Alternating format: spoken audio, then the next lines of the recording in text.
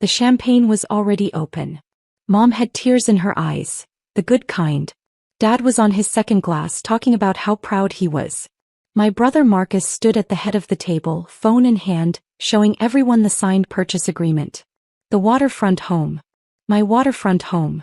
The one I'd bought 3 years ago for $520,000 with money I'd saved for 8 years working 60-hour weeks as a logistics coordinator. The buyers are incredible, Marcus said, swiping through photos. Young tech couple. They've already hired the moving company. Final walkthrough is tomorrow at 10, closing at 2. The wire transfer instructions went to escrow this morning. My sister-in-law Christina raised her glass. To Marcus. Finally getting the funding his business deserves. I sat there, fork halfway to my mouth, trying to process what I was hearing. What waterfront home? Marcus didn't even look at me. The Bellingham property. The one that's been sitting empty. My hands went cold. The Bellingham property wasn't sitting empty. I'd been there 2 weeks ago checking on the seasonal maintenance. I rented it out as a vacation property 9 months of the year and used it myself during summers. Last year alone, it generated $47,000 in rental income. Marcus, I said, my voice very calm. That's my house. He waved his hand dismissively. Technically, yeah. But you're never there. And I need this, Jordan. The tech startup needs capital. This is the break we've been waiting for. I looked around the table. Everyone was nodding. Everyone knew. Mom leaned forward. Honey, you have your apartment. You don't need 2 properties. Marcus's family. His business could change all our lives. The thing about betrayal is that it doesn't announce itself with thunder. It arrives quietly in the comfortable dining room where you've eaten Sunday dinners for 23 years, with people who look exactly like your family but suddenly sound like strangers. Who signed the sale documents? I asked. Marcus shrugged. I did. I'm your brother. I have your power of attorney. No, you don't. Mom gave me the documents from when you had that surgery 3 years ago. You never revoked it. He was right about one thing. 3 years ago, when I had an emergency appendectomy, I'd signed a limited medical power of attorney so someone could make healthcare decisions if I was unconscious. It expired after 30 days. It certainly didn't give anyone authority to sell my assets. I pulled out my phone and opened my email. There it was, the escrow company's automated message, sent to me as the property owner on record. Wire instructions. Closing timeline. Buyer's inspection scheduled for tomorrow at 10 a.m. But there was another email sent 47 minutes ago. The subject line, urgent ownership verification required. I opened it. Dear property owner, our title search has revealed a discrepancy in the pending sale of 4739 Harborview Drive. The individual listed as seller, Marcus Chin, POA, does not appear on the current deed. Sole owner on record, Jordan Chin. No power of attorney is registered with the county. We cannot proceed with closing without direct authorization from Jordan Chin. Please contact our office immediately. Patricia Voss, Senior Title Search Officer, Cascade Title Company. I looked up from my phone. The table had gone quiet. Marcus was staring at me, his face pale. When did you get that? He asked. 47 minutes ago. I stood up, phone in hand. Excuse me. I need to make a call. I walked out to the back porch. The February air was sharp and cold, but I needed it. Needed to feel something real and biting while my family sat inside celebrating the theft of my home. Patricia Voss answered on the second ring. Miss Chin. Yes. I just saw your email. Thank God. Her relief was audible. I've been trying to reach you for 2 hours. Miss Chin, are you aware that someone is attempting to sell your property? I just found out. At dinner. 10 minutes ago. There was a pause. I see. I'm very sorry. This is unfortunately more common than people realize. The power of attorney your brother presented was a medical POA, expired, and even if it were valid, it wouldn't grant authority to sell real estate. When I called the number listed for you in the file, your brother answered and said you were traveling in Europe and had given him full authority. I was at work until 5:30 today. I've been in Seattle the entire month. The buyers are devastated, Patricia said. They're a young couple, first-time homebuyers. They sold their condo, they've packed, they hired movers. They had no idea they were participating in fraud. Fraud. The word sat heavy in my chest. What happens now?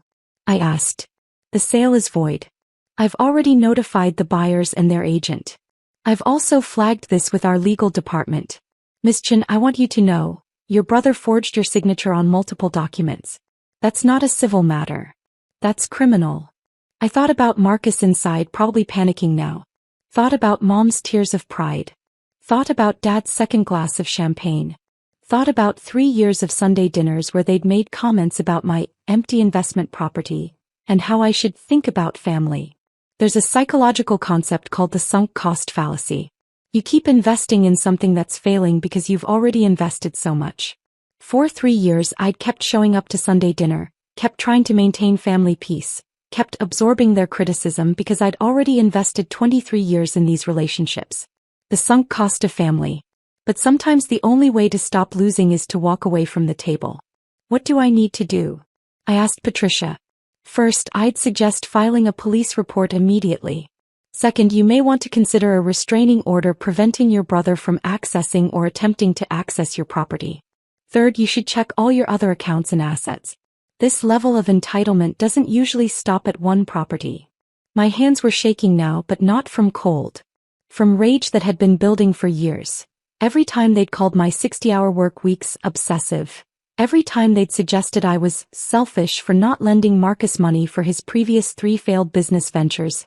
Every time they'd made me feel guilty for having boundaries. I'll file the report tonight, I said.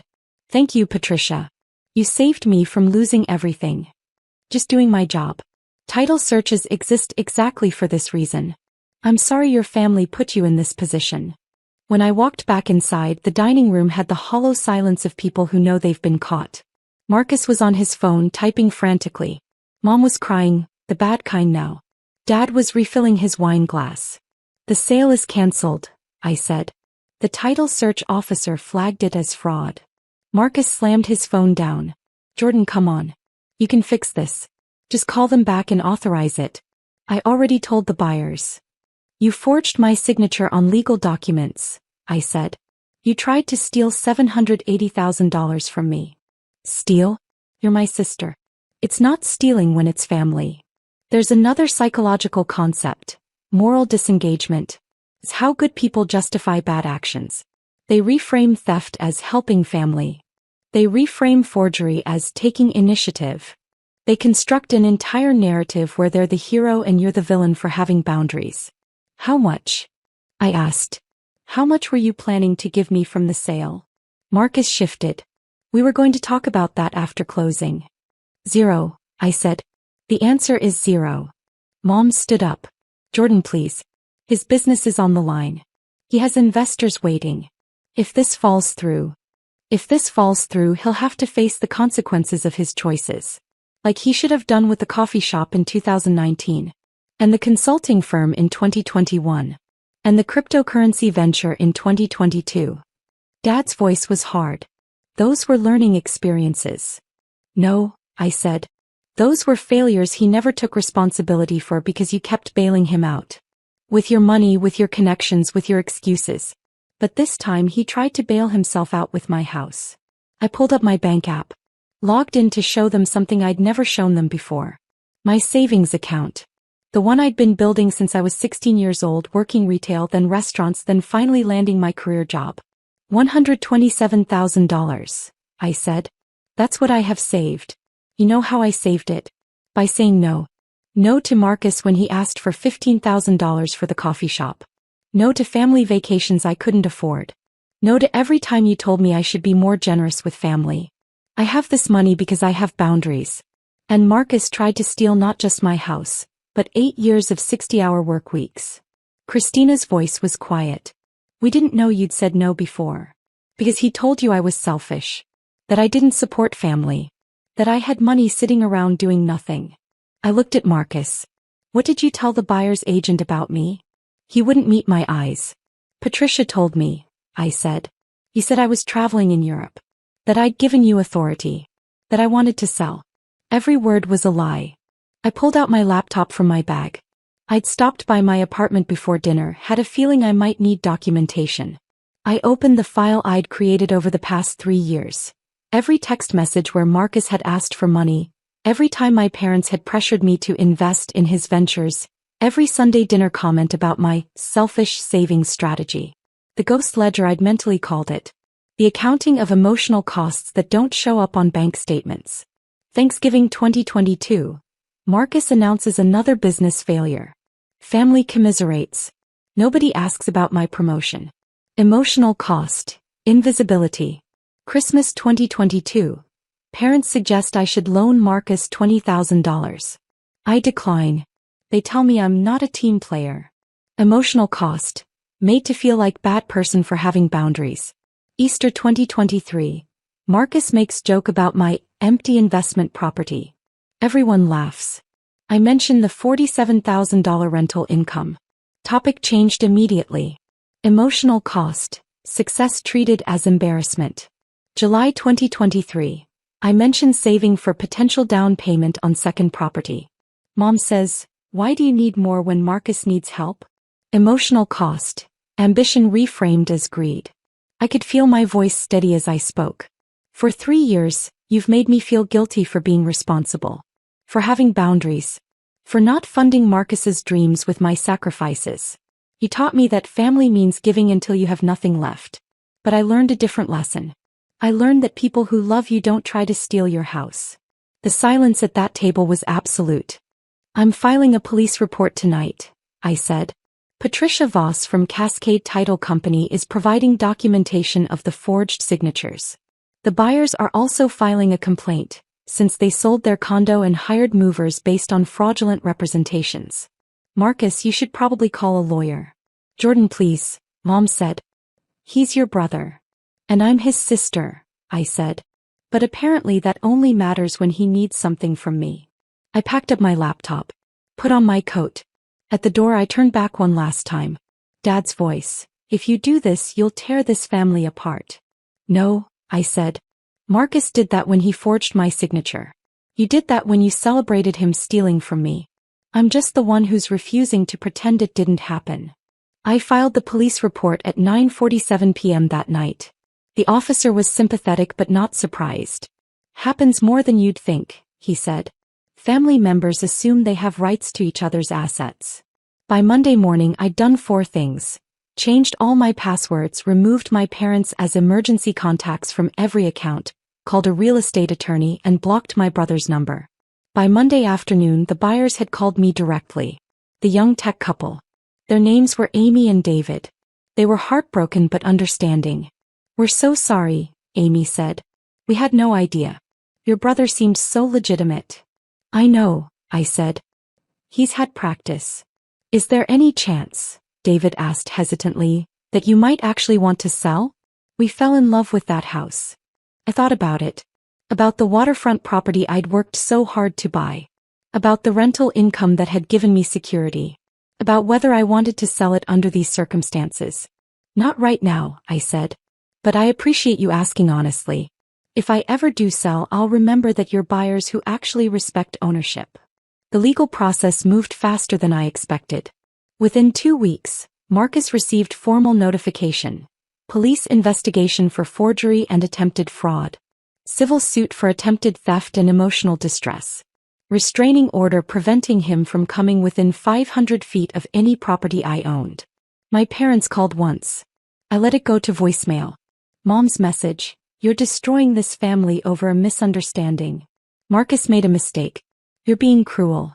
I deleted it. There's a saying about revenge. It's not rage, it's patience sharpened into strategy.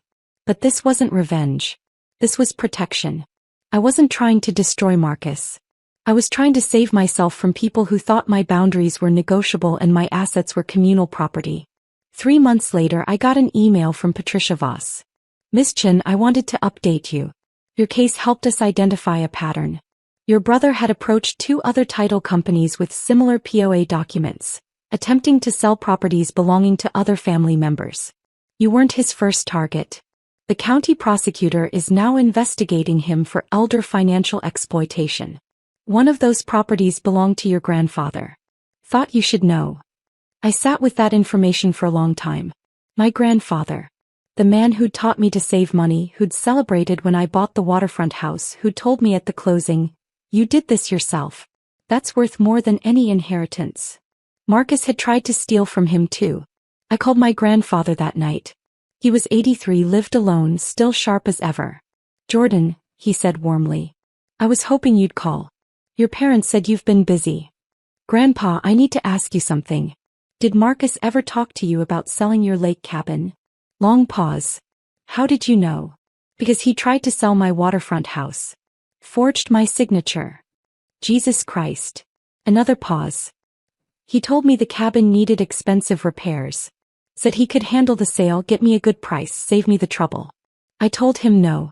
He kept pushing. Eventually, I told him if he mentioned it again, I'd write him out of my will. "He tried with me too," I said. "Almost succeeded. Title company caught it the day before closing." "That boy," Grandpa said, and his voice was heavy. "Your grandmother and I gave him so many chances. Business loans, connections, advice. We thought we were helping. Turns out we were just teaching him that consequences were optional." "I filed a police report," I said. "And a civil suit. Mom says I'm tearing the family apart." "No," Grandpa said firmly. "You're protecting yourself. Your grandmother always said, family is supposed to be your fortress, not your prison. If they're stealing from you, they're not family. They're thieves who happen to share your blood." 2 weeks after that conversation, Grandpa updated his will. I know because his attorney called me. The lake cabin, the one Marcus had tried to convince him to sell, now belonged to me. The cash assets were split between me and my cousin Rachel, who'd also declined to fund Marcus's ventures. Marcus's inheritance, $1 and a note. "You tried to steal from family. You get nothing, and I hope you learn why." 6 months after Sunday dinner, I got a letter. From Marcus. Handwritten. 3 pages. It started with, "I'm in therapy now." It continued with, "I'm starting to understand what I did." It ended with, "I don't expect forgiveness. I just wanted you to know I'm finally taking responsibility." I read it twice. Put it in a folder. Didn't respond. Some people think forgiveness means reconciliation. It doesn't. Forgiveness is something you do for yourself to stop carrying the weight.